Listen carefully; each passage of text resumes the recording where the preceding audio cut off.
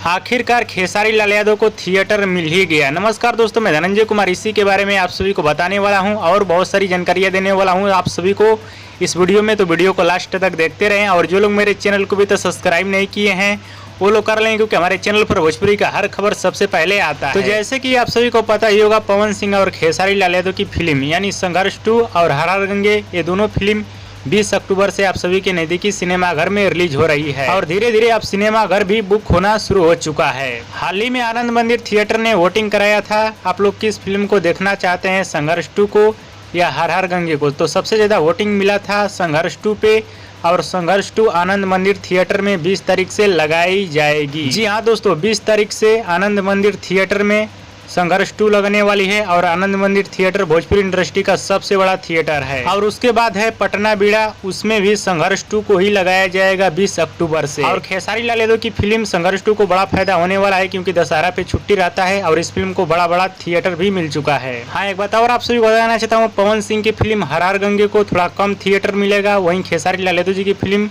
संघर्ष 2 को ज्यादा थिएटर मिलेगा। ये मैं आप सभी को गारंटी के साथ बता रहा हूँ। और कुछ लोग वीडियो बना रहे हैं कि पवन सिंह की फिल्म हर हर गंगे के इतना सिनेमा घर मिलेगा, उतना मिलेगा। मैं गारंटी दे रहा हूँ संघर्ष 2 से कम मिलेगा। जब लिस्ट आएगा तो आप लोग देख लेना, मैं गारंटी के साथ आप सभी को बता रहा हूँ और किसी का चमचागिरी नहीं कर रहा हूँ। जो सच है वही सही है, जो सही है वही सच है। हाँ तो दोस्तों, ये रहा पवन सिंह और खेसारी लाल यादव का छोटा सा अपडेट। आप सभी को कैसा लगा हमें नीचे कमेंट बॉक्स में जरूर बताइएगा। वीडियो पसंद है तो ज़्यादा लाइक करें, कमेंट करें, शेयर करें, सब्सक्राइब करें।